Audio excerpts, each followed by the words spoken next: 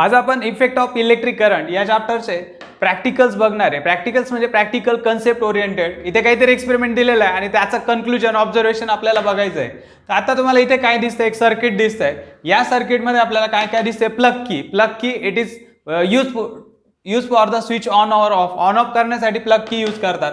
Then battery it apply the potential difference between the two ends. इथे battery आहे. Then ammeter measure the current which is flowing through the circuit. Then R is a resistance is obstruction to flow of electricity. तो करंटला control करण्यासाठी असतो.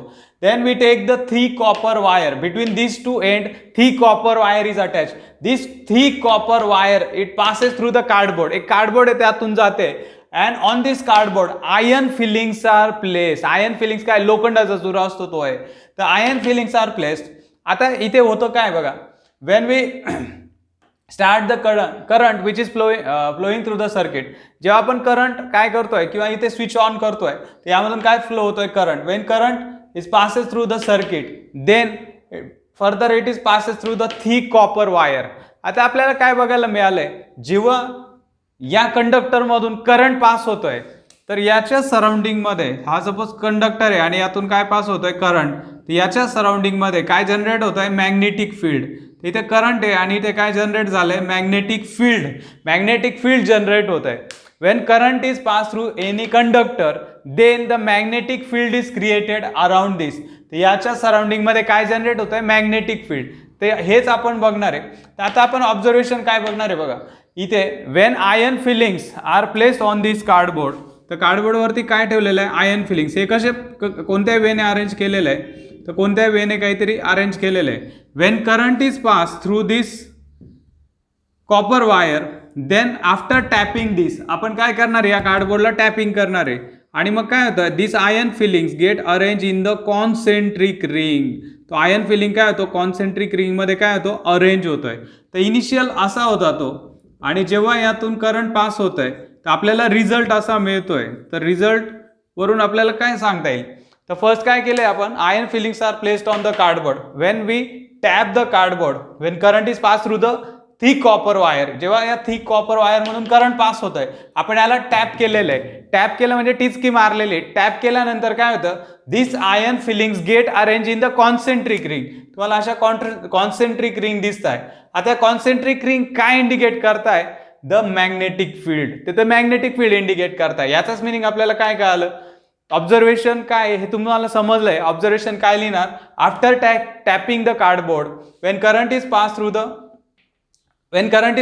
conductor, when we tap, after tapping this cardboard, the iron fillings get arranged in the concentric ring. हे observation आहे.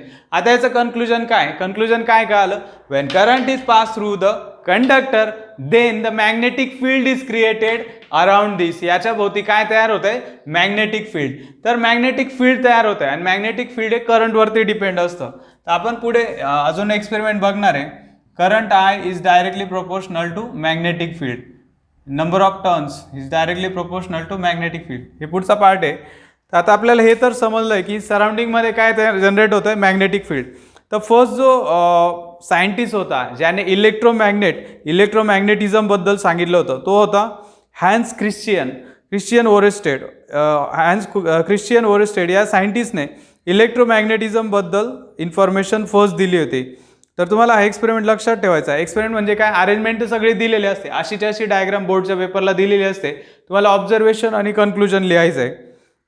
आता आपल्याला समजलं काय, a magnetic field is produce around the straight current carry conductor. हा जो कंडक्टर म्हणजे काय, metal wire that is good conductor of electricity. तर हा जो करंट आहे, स्ट्रेट जो कंडक्टर आहे त्यातून करंट पास केल्यानंतर त्यात काय जनरेट होतं, magnetic field. If current is unchanged, जर करंट अनचेंज असेल and this magnetic field reduce as the distance from the wire increases. आता इथे अजून एक एक्सपेरिमेंट करायचा आहे. काय करायचं आहे बघा, समजा मॅग्नेटिक निडल आहे. मॅग्नेटिक निडल जर मी जवळ नेतोय तर मॅग्नेटिक निडलचं काय होतंय, डेव्हिएशन दाखवत आहे. आणि जर ती दूर नेली तर मॅग्नेटिक निडल डेव्हिएशन दाखवत नाहीये. म्हणजे मॅग्नेटिक निडल मॅग्नेटिक फील्डच्या जवळच काय होते, हालचाल दाखवते, डेव्हिएशन दाखवते. ती निडल अशी मूव्ह होणार आहे कुठे, इथे. पण इथून जेव्हा दूर जाणार आहे तर या ठिकाणी ती स्टेबल राहणार आहे, इथे मॅग्नेटिक फील्डचा इफेक्ट नाहीये, कारण इथे मॅग्नेटिक फील्ड ग्रेटर आहे. जसं मी लांब जातोय या साईडला, इथे मॅग्नेटिक फील्ड काय कमी आहे, मग इथे मॅग्नेटिक निडलची मुवमेंट काय होते, फास्ट होते, येते लक्षात, पण इथे काय होते, ती कमी होते. मग इथे तेच सांगितलंय, if the current is unchanged this magnetic field reduce as the distance from the wire increases. जसं आपण वायरपासून दूर जातोय मॅग्नेटिक फील्ड डिक्रीज होत आहे. Therefore the concentric circle represent the magnetic line of forces are shown bigger and rarefied as the distance from the wire increases. If the current through the wire increase, then intensity of magnetic field is also increased.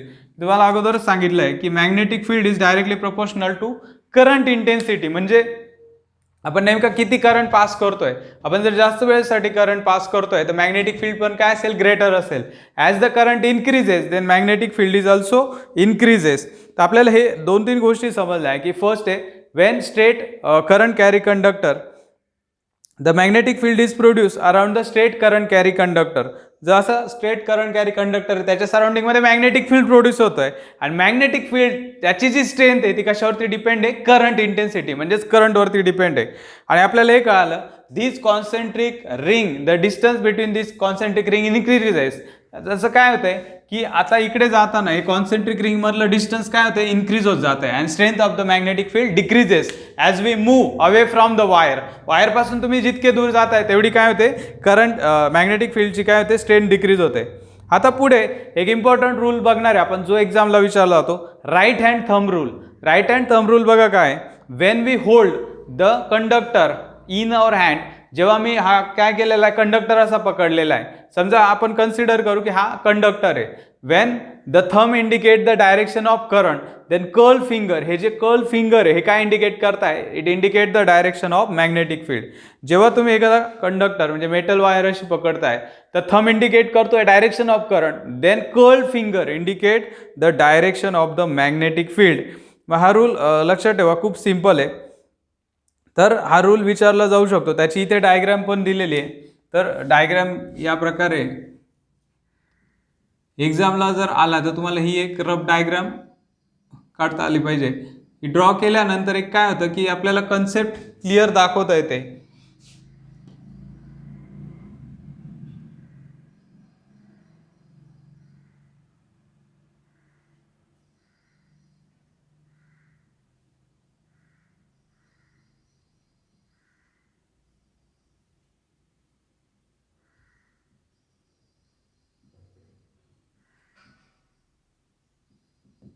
तर हा जो thumb आहे indicate करतोय direction of current, आणि हे जे curl finger आहे हे काय इंडिकेट करताय, the direction of magnetic field.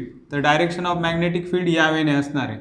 If thumb indicate the direction of current, then curl finger म्हणजे ही जी वळलेली बोट आहे काय दाखवत आहे, magnetic field. It is place tell the direction of magnetic field. असाच एक सेम रूल आहे, तर तो वेगळ्या वेने एक्सप्लेन केलेला आहे, म्हणजे त्याचा मिनिंग तर सेम होत आहे. The right hand thumb rule is also called Maxwell cork screw rule. तर हा काय हे आपण शॉर्टमध्ये बघूया.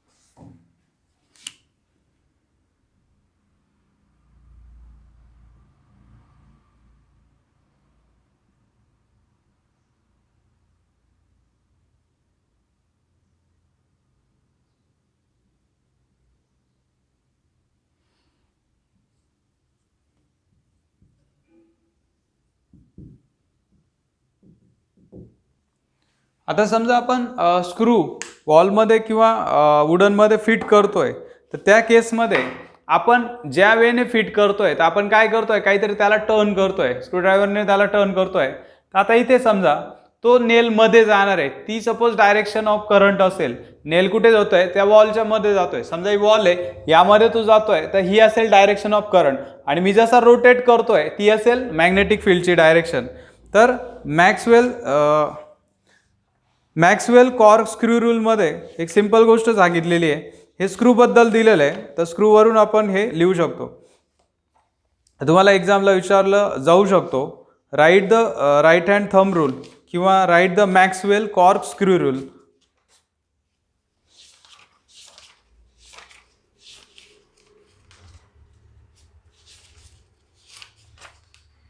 तर आपण असं सांगू शकतो, if you imagine the right handed screw placed along the current carry linear conductor rotated such that screw moves in the direction of flow of current. Screw कुठे मूव्ह होतोय? In the direction of current. Screw असा खाली जातोय म्हणजे इथे हा काय indicate करतोय? Direction of current. Then the direction of rotation, ही जी डायरेक्शन ऑफ रोटेशन आहे आपण ज्या वेने फिरवतोय त्याला, the direction of rotation of the screw gives the direction of magnetic line of forces. म्हणजेच मॅग्नेटिक फील्डची काय करतात ते डायरेक्शन दाखवत आहे. आता मॅग्नेटिक लाईन ऑफ फोर्सेस काय हे मी तुम्हाला एका टॉपिकमध्ये हे पूर्ण एक्सप्लेन करणार आहे. एक नेक्स्ट टॉपिक आहे त्यामध्ये मी पूर्ण डिटेल तुम्हाला यामध्ये सांगणार आहे. तर आता आपण अजून एक एक्सपेरिमेंट बघूया. आता आपण काय करतोय, आपल्याला हे माहित झालं की current is directly proportional to magnetic field. As the current increases then magnetic field is also increases. पण अजून जास्त इन्क्रीज करण्यासाठी दुसरा कोणता वे हे आपण बघणार आहे.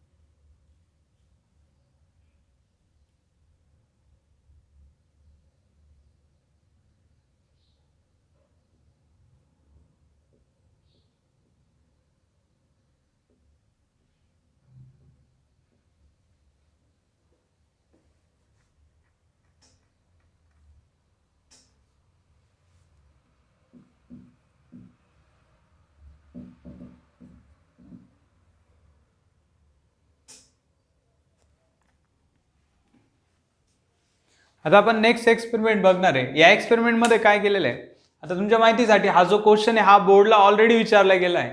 यामध्ये सेम ही डायग्राम दिलेली होती आणि त्यांनी जे काही क्वेश्चन विचारलेले होते त्याचे आन्सर लिहायचे. तर आता आपण काय केलेलं आहे, स्ट्रेट कंडक्टरच्या ठिकाणी एक काय घेतलेला आहे, लूप घेतलेला आहे. लूप म्हणजे काय, कॉइल्ड वायर आहे. कॉइल्ड वायर समजतंय, जी कॉपरची जी वायर आहे आपण ती कॉइल्ड केलेली, येते लक्षात. आता इथे आपण काय कन्क्लुजन लिहू शकतो, आता हे बघा, स्ट्रेट कंडक्टरमध्ये आणि सर्क्युलरमध्ये काय फरक होतो, याच्या सराउंडिंगमध्ये हा स्ट्रेट कंडक्टर आहे, इथं काय होतं मॅग्नेटिक फील्ड प्रोड्यूस होतं आहे. पण इथे जेव्हा सर्क्युलर आपण असं म्हणू शकतो कॉईल केलेली वायर असते, तर याच्या प्रत्येक पॉईंटला काय जनरेट होतं आहे, मॅग्नेटिक फील्ड जनरेट होतं आहे. येतं आहे लक्षात. तर इथे तशी तुम्हाला डायग्राम दिसेल. इथे आपण 2 पॉईंट घेतलेले, हा पी पॉईंट आहे आणि इकडचा कोणता आहे, क्यू पॉईंट आहे.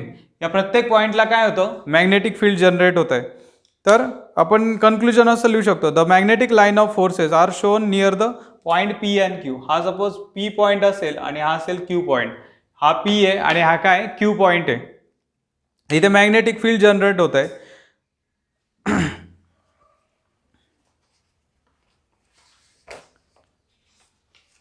आता इथे ऑब्झर्वेशन काय दिसतंय, this magnetic line of forces the distance between this magnetic line of forces increases. इथे डिस्टन्स इन्क्रीज होत आहे as we move away from this point. या पॉईंटपासून जसं आपण दूर जातोय तसं काय होत आहे, मॅग्नेटिक लाईन ऑफ फोर्सेस बिगर होत जात आहे, म्हणजे कॉन्सेंट्रिक सर्कल बिगर होत जात आहे. Then like P and Q point, the magnetic field is produced at each point of the loop. हा जो लूप आहे, जसं मी तुम्हाला असं अगोदर सांगितलं आहे, समजा इथे पी क्यू आर एस, इथे टी पॉईंट आहे, इथे ए पॉईंट आहे. या प्रत्येक पॉईंटला काय होतो, मॅग्नेटिक फील्ड जनरेट होत आहे. म्हणजे स्ट्रेट कंडक्टरपेक्षा या लूपमध्ये म्हणजे कॉइल्ड वायरमध्ये तीच कॉपर वायर आहे, फक्त आपण त्याला काय केलेलं आहे, कॉईल केलेलं आहे. तर यामध्ये काय होतं आहे, magnetic line of magnetic field प्रत्येक पॉईंटला जनरेट होत आहे. The intensity of the magnetic field at any point produced by the current flowing through the wire is depend on the current. Current वरती magnetic field depend आहे. And as the number of turns in the loop increases, then the magnetic field n times get increases. मी तुम्हाला अगोदरच हा formula सांगितला आहे की number of turns म्हणजे काय, की तुम्ही लूपला किती वेळेस फोल्ड करताय. समजा माझ्याकडे एक असा लूप आहे, त्याला मी जॉईन दुसरा लूप केला, मी असे खूप सारे नंबर ऑफ टर्न्स घेतलेले. तर जेवढे आपण नंबर ऑफ टर्न्स जास्त घेणार, तर इथे काय होतं, जास्तीत जास्त मॅग्नेटिक फील्ड जनरेट होत आहे. As the number of turns of the loop increases, then magnetic field increases. Loop म्हणजे काय, हा स्ट्रेट कंडक्टर आहे, एक स्ट्रेट वायर इथे ठेवलेली, हीच मी फोल्ड केली, तो काय तयार झाला, लूप तयार झाला. हा लूप तयार झालेला आहे. तर as the number of turn increases, then magnetic field is also increases. तुम्हाला स्प्रिंग माहिती आहे का, समजा मी मेटल वायरला असं केलेलं आहे, तर इथे मी काय केलेलं आहे, नंबर ऑफ टर्न्स खूप जास्त वाढवलेले आहे. तर मी समजा ही मेटल वायर आहे, यातून करंट पास होणार आहे, तर याच्या ऐवजी मी असा लूप यूज करणार आहे. लूप समजतंय, तर इथे पण मॅग्नेटिक फील्ड प्रोड्यूस होत आहे, पण त्याच्यापेक्षा जास्त जेव्हा मी त्याला कॉईल करतोय, स्प्रिंग सारखं काय करतोय, त्या वायरला, मेटल वायरला, समजा ती तार असते, तिला मी काय करतोय, फोल्ड करत जातोय. हे जेवढे समजा 1 2 3 4 5 6 7 8, तर इथे 8 लूप्स दिसत आहे. नंबर ऑफ लूप्स किती आहे, 8 आहे. मग 8 टाइम्स जास्त. इथे काय स्ट्रेट वायर आहे, इथे n is equal to 1 consider करू आपण. n इज इक्वल टू काय कन्सिडर करू, 1 आहे, कारण ही स्ट्रेट वायर आहे. सॉरी, नंबर ऑफ लूप्स इथे काय 0 आहे. नंबर ऑफ लूप्स इथे 0 आहे आणि नंबर ऑफ लूप्स इथे किती 8 आहे. 8 वेळेस आपण टर्न केलेली, ती फोल्ड केलेली. तर इथे काय होतं, as the number of turns of the loop increases, then magnetic field is also increases. Magnetic field खूप जास्त काय होतंय, वाढतंय. तर इथे तर स्ट्रेट इथे खूप कमी असणार आहे मॅग्नेटिक फील्ड. हीच वायर जर आपण फोल्ड केली, तर इथे खूप जास्त प्रमाणात काय होतं, मॅग्नेटिक फील्ड प्रोड्यूस होतंय. याचं कन्क्लुजन एकच आहे, इथे आपल्याला काय, ही कॉइल्ड वायर केल्यामुळे तर पी आणि क्यू पॉईंट, आता इथे कार्डबोर्डवरती आपण काय ठेवणार आहे, आयर्न फिलिंग्स ठेवणार आहे, लोखंडाचा चुरा ठेवणार आहे.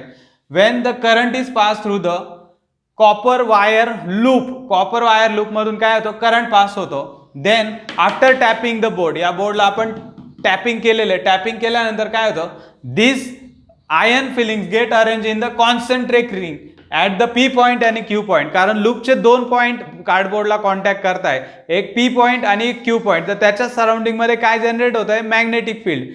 मग आता इथे प्रत्येक पॉईंटला आपण कार्डबोर्ड लावला, तर प्रत्येक ठिकाणी आपल्याला काय दिसेल, कॉन्सेंट्रिक रिंग. म्हणजे काय, इथे जसं या लूपवरती क्यू पॉईंट आहे, पी पॉईंट आहे, तसे दुसरे पण जेवढे पॉईंट्स असतील, त्या प्रत्येक पॉईंटला काय होतं, मॅग्नेटिक फील्ड प्रोड्यूस होतो. आणि आपल्याला हे कळालं की स्ट्रेट वायरपेक्षा लूपमध्ये खूप जास्त काय होतं, मॅग्नेटिक फील्ड प्रोड्यूस होत आहे. तर number of turns in the loops is directly proportional to the magnetic field.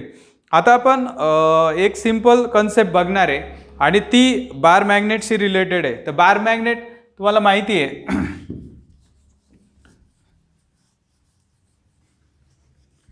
आता बार मॅग्नेट आणि सोलेनॉइड यांच्या प्रॉपर्टी ऑलमोस्ट सेम असतात. हे कसं आहे आपण बघू.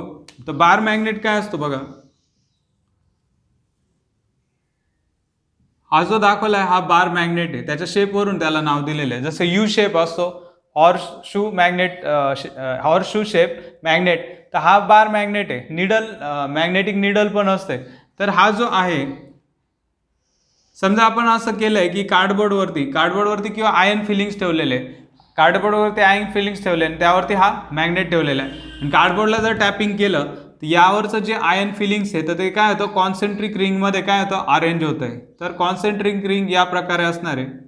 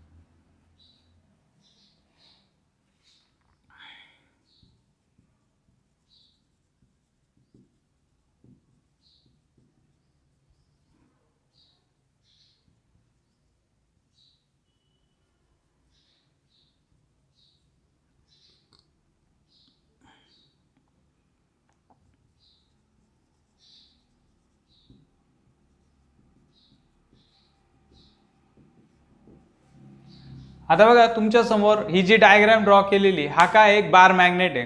Wien the iron filings is placed on this कार्डबोर्डवरती ठेवलेलं आहे आणि त्यावरती बार मॅग्नेट ठेवलेला आहे. Then after tapping this iron filings get arrange in the concentric ring. जो लोखंडाचा चुरा आहे तो कॉन्सेंट्रिक रिंग मध्ये काय होतो, अरेंज होतो. आता तो काय इंडिकेट करतोय, direction of magnetic field indicate करतोय. तर आता मॅग्नेटिक लाईन ऑफ फोर्सेस, या ज्या लाईन्स दिसत आहेत त्यांना म्हणतात मॅग्नेटिक लाईन ऑफ फोर्सेस. याला म्हणतात magnetic line of forces. Magnetic line of forces. तर याच्या मॅग्नेटिक लाईन ऑफ फोर्सेस आहे म्हणजेच मॅग्नेटिक फील्ड दाखवणाऱ्या ज्या लाईन्स आहे तर त्याची कॅरेक्टरिस्टिक काय, तर एवढ्या कॅरेक्टरिस्टिक आहे. This magnetic line of forces always directed from north pole to the south pole. कुठून कुठे जात आहे, नॉर्थ कडून कुठे जात आहे ते साऊथ पोल, त्यांची डायरेक्शन सेम असते. Then this magnetic line of forces they never crosses और इंटरसेक्ट इच अदर. असे कधीच क्रॉस होत नाही एकमेकांना. दिसतंय हे नेहमी नॉर्थ पोल कडून साऊथ पोलकडे, नॉर्थ पोल कडून साऊथ पोलकडे असेच जात आहे. पण इथं मध्ये तुम्हाला कुठे असे क्रॉस झालेले दिसणार नाहीये. दे नेवर इंटरसेक्ट किंवा crosses each other. Then we can see the crowded lines near the pole. या पोलच्या जवळ आपल्याला काय दिसतंय, क्राउडेड लाईन दिसत आहे. म्हणजेच काय, strength of the magnetic field is greater near the north pole. म्हणजे तुम्ही जर ओरिजिनल जर डायग्राम बघितली तर त्यामध्ये तुम्हाला असं दिसेल की नॉर्थ आणि साऊथ पोलला खूप जास्त काय झालेलं आहे, आयर्न फिलिंग्स अटॅच आहे. इथं खूप जास्त काय दिसेल तुम्हाला, आयर्न फिलिंग्स. इथे जास्त अटॅच असतो आणि इथे काय असतो, कमी असतो. इथे कमी आहे. म्हणजेच काय, strength of the magnetic field is greater near the pole and strength of the magnetic field is weak between the pole. तर या पोलच्या मध्ये या मॅग्नेटिक फील्डची स्ट्रेंथ कमी असते पण पोलच्या जवळ ती खूप जास्त असते. म्हणूनच खूप जास्त आयर्न फिलिंग्स काय होतो, त्या एंडला अटॅच होत आहे. तर आपण हे लिहू शकतो, we can see the crowded lines near the pole means the strength of the magnetic field is greater near the pole. तर मॅग्नेटिक फील्डची जी स्ट्रेंथ आहे या पोलच्या जवळ जास्त असते आणि the strength of the magnetic field is low between the pole. या पोलच्या मध्ये ही काय होते, कमी होते. या लाईन्स पण काय होतं, यांच्यातलं डिस्टन्स इन्क्रीज होत आहे. देन आता समजा मला काय करायचं आहे की मॅग्नेटिक फील्डची डायरेक्शन चेंज ही चेक करायची. जर मी ही डायरेक्शन चेक करतोय तर मी काय ड्रॉ करणार, टँजेंट ड्रॉ करणार. टँजेंट आपण आत्ता शिकलेलं आहे की सर्कलला एकाच पॉईंटमध्ये इंटरसेक्ट करणारी जी लाईन असते ती काय असते, टँजेंट. तर मी काय चेक करतोय, डायरेक्शन ऑफ मॅग्नेटिक फील्ड. तर हे जे मॅग्नेटिक फील्ड आहे, समजा मी एकाच पॉईंटवरती बघा, एकाच लूपवरती हे बघा मॅग्नेटिक फील्डची डायरेक्शन कशी चेंज होत जाते. तर मी प्रत्येक पॉईंटला काय करतोय, ही टँजेंट ड्रॉ करतोय. याने मला ॲक्युरेट काय करते, मॅग्नेटिक फील्डची डायरेक्शन कळते. मॅग्नेटिक फील्डची डायरेक्शन कुठून कुठे, north pole to the south pole. मग ही कशी करते, by drawing the tangent on this magnetic lines we get the direction of magnetic field. इथे टँजेंट ड्रॉ केली तर लगेच तुम्हाला मॅग्नेटिक फील्डची डायरेक्शन कळेल की या मॅग्नेटिक लाईन ऑफ फोर्सेस कुठे जात आहे. येते लक्षात, या लाईन्सलाच दुसरं नाव magnetic line of forces use करतात. ही झाली बार मॅग्नेटची प्रॉपर्टी. जर तुम्हाला बार मॅग्नेट समजलंय तर आता पुढचा टॉपिक समजेल, सोलेनॉइड. तर सोलेनॉइडचं मिनिंग काय होतंय आपण बघूया.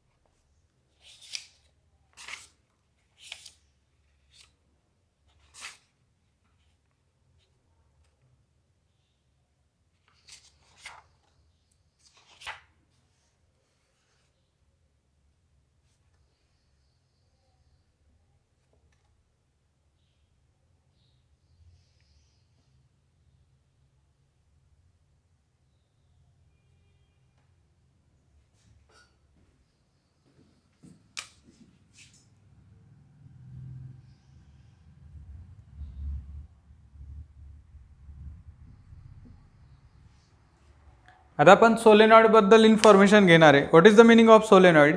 Wien copper wire with a resistive coating is wound on a chain or loops, it is called as a solenoid. जेव्हा कॉपर वायरवरती एक पर्टिक्युलर काय असतं, रेजिस्टन्स असेल, रेजिस्टिव्ह कोटिंग असेल, जसं कॉपर वायर आपल्या घरामध्ये आपण जी वायर यूज करतोय ती कॉपर वायर आहे, त्याच्यावरती प्लास्टिकचं कोटिंग असतं, बरोबर आहे. तर हे जर कोटिंग असेल आणि आपण त्याला कॉईल करतोय म्हणजे स्प्रिंग सारखं करतोय, माझ्याकडे नॉर्मल वायर आहे, मी त्या वायरला काय केलंय, असं कॉईल केलेलं आहे, तर या लूप्सलाच काय नाव दिलेलं आहे, solenoid. This structure is called as a solenoid. He straight wire आहे, मी याला काय केलंय, स्प्रिंग सारखं केलेलं आहे, मग ते काय म्हणलं, solenoid. when the copper wire with resistive coating it is wound in a chain or its shape is like a spring, जेव्हा आपण त्याला स्प्रिंग सारखं स्ट्रक्चर करतोय, then it is called solenoid म्हणताय. and the properties of the solenoid and the bar magnets are same. आता solenoid मध्ये बघा काय दिसतंय, इथे बॅटरी आहे, इथे प्लग की आहे, इथून काय होतं, करंट पास होतंय. when current is passed through this circuit, then आता आपल्याला काय दिसतंय, ते सेम हा जो सोलेनॉइडचा एक एंड आहे, नॉर्थ पोल सारखा काम करतो आणि एक साऊथ पोल, जसा बार मॅग्नेट मध्ये नॉर्थ आणि south. when current is passed through the solenoid, then one of end of the solenoid act as a north pole. म्हणजे काय, सोलेनॉइडचा एक जो एंड आहे हा इकडचा नॉर्थ पोल आणि इकडचा काय होतो, साऊथ पोल म्हणून काम करतोय, असा त्यांचा मिनिंग आहे. Then the properties are same as similar with the bar magnet. जशी आपण बार मॅग्नेटची प्रॉपर्टी बघितली, सेम तशीच प्रॉपर्टी कशाची आहे, सोलेनॉइडची. येत आहे लक्षात? तर सोलेनॉइडची आणि बार मॅग्नेटची प्रॉपर्टी सेम असते. इथे पण तेच सांगायचं आहे. Magnetic line of forces they are directed from north pole to the south, north to south direction आहे, बाकी सेम असंच लिहिणार आहे. These two line of forces never intersect each other or crosses each other. They are crowded near the pole. पोलच्या जवळ त्या crowded असतात. म्हणजे strength of magnetic field is greater near the pole. Then the direction of this line of forces can be checked by drawing the tangent to this line of force. इथे tangent draw केली तर आपल्याला direction कळेल की या line of forces कुठे जात आहे. मग तुम्हाला जर सोलेनॉइड बद्दल विचारलं तर तुम्हाला एवढं सांगता आलं पाहिजे की सोलेनॉइडचं मिनिंग काय होतंय. When a copper with resistive coating it is wound in a chain or its shape is like a spring, then that shape is called as a solenoid. आणि solenoid has a similar property as that of the bar magnet. बार मॅग्नेटच्या आणि या property same असतात. तर आता याचा meaning तुम्हाला समजलेला आहे. आता आपण पुढचा एक्सपेरिमेंट बघूया. या एक्सपेरिमेंटमध्ये आपल्याला काय कळणार आहे, तर आपण काय करतोय, हळूहळू पुढच्या टॉपिककडे जातोय. म्हणजे या चॅप्टरचे मेजर जे टॉपिक आहे ते इलेक्ट्रिक मोटार आणि इलेक्ट्रिक जनरेटर. इलेक्ट्रिक जनरेटर आणि मोटार त्याच्या अगोदर काही प्रिन्सिपल पार्ट दिलेला आहे, तर त्यामध्ये काही एक्सपेरिमेंट दाखवलेले आहे आणि त्यावरून आपल्याला काय करायचं आहे, त्या पुढच्या टॉपिककडे वळायचं आहे. तर आता यामध्ये आपण एक एक्सपेरिमेंट बघू.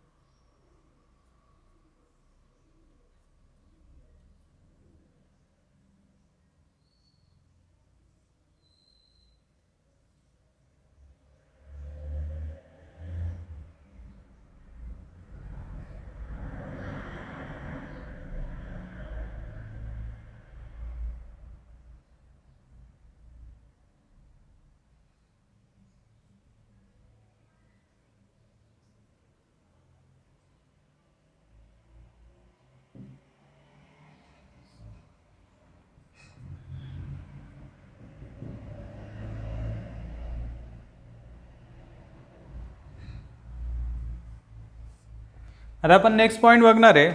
नेक्स्ट एक्सपेरिमेंट काय दाखवलं आहे बघा. A metal wire is stretch between the two end. ही मेटल वायर आहे, दोन एंडमध्ये काय केलेली ती स्ट्रेच केलेली आहे. Then it is placed in a magnetic field. तर हा जो यू शेप मॅग्नेट आहे त्याच्यामध्ये ती वायर आहे. मीन्स दिस करंट कॅरी कंडक्टर और करंट कॅरी स्ट्रेच वायर, ज्यातून करंट पास होणार आहे अशी stretch wire it is placed in magnetic field. The current carry stretch wire, it is placed in a magnetic field. When current is passed in upward direction, जेव्हा current upward direction मध्ये जातोय, म्हणजे ही G metal wire आहे त्याची central position ए, तर सध्या या वायरची पोझिशन ए, तर जेव्हा यामध्ये अपवर्ड करंट पास होत आहे, कसा करंट पास होत आहे upward, then this wire get pulled towards the left side. यावरती फोर्स कुठे अप्लाय होत आहे लेफ्ट साइडला. आता या बी साइडला अप्लाय होत आहे. आता समजा करंट डाऊनवर्ड डायरेक्शन मध्ये, मी करंटची डायरेक्शन चेंज केली, म्हणजे हे जे बॅटरीचे पॉईंट आहे चेंज केले, आपल्याला काय कळेल when the current is pass through the downward direction, जेव्हा तो डाऊनवर्ड डायरेक्शन मध्ये जातोय, then force get applied on this wire to the right side. इकडे लेफ्ट साइडला फोर्स अप्लाय होते, इथे राईट साइडला, कारण करंटची डायरेक्शन काय होते चेंज होते. आता इथं महत्वाचं काय आहे की करंटची डायरेक्शन चेंज होते, म्हणून हा फोर्स जो आहे त्याची डायरेक्शन पण काय होते चेंज होते. मग तीन गोष्टी कळाल्या तुम्हाला. या वायरची जी सेंट्रल पोझिशन आहे ती A, when current is pass in upward direction, then this wire get pull towards the B side, B point कडे पुल होते. Then when the current pass in downward direction, then this wire get pull towards the C position. तर या दोन position दाखवलं आहे की metal wire जी आहे ती ए बी पॉइंट कडे जाते किंवा सी पॉइंट कडे, depend upon the direction of current. Current pass झाला की मेटल वायर पुल केली जाते, पण ऍक्च्युअलमध्ये ती वायर स्ट्रेच केलेली तरी ती थोडीशी बेंड होते, लेफ्ट साईडला किंवा राईट साईडला ती पुल केली जाते. समजा तुम्ही इमॅजिन करा ही अशी मेटल वायर स्ट्रेच केलेली आहे आणि मी जर एका साईडने ओढली असती तर ती अशी बेंड झाली असती, किंवा या साईडने ओढली असती तर अशी बेंड झाली असते. पण याला ओढणारा जो फोर्स आहे तो कसा क्रिएट झाला, तर असं म्हटलं जातं की when current carry conductor is placed in magnetic field, then it experience a force, the force get applied on the conductor. जर ही मेटल वायर आहे यातून करंट पास होत आहे, जर मी मॅग्नेटिक फील्ड मध्ये ठेवलं तर यावरती काय अप्लाय होतं फोर्स, लगेच त्याची मुवमेंट स्टार्ट होते. काय स्टार्ट होते मुवमेंट. मग आता फ्लेमिंग्स लेफ्ट हँड रूल काय सांगतोय, Wien the thumb, index finger and middle finger, असे तीन फिंगर आहे बघा तुम्हाला दिसत असतील, मी करून दाखवतो. लेफ्ट हँड रूल आहे फ्लेमिंग्स लेफ्ट हँड रूल, हा इलेक्ट्रिक मोटरसाठी अप्लाय करताय. तर तीन फिंगर मी तुम्हाला दाखवतोय. When the thumb and index finger and the middle finger they are stretch perpendicular to each other, म्हणजे तिन्ही एकमेकांना परपेंडिक्युलर आहेत सध्या.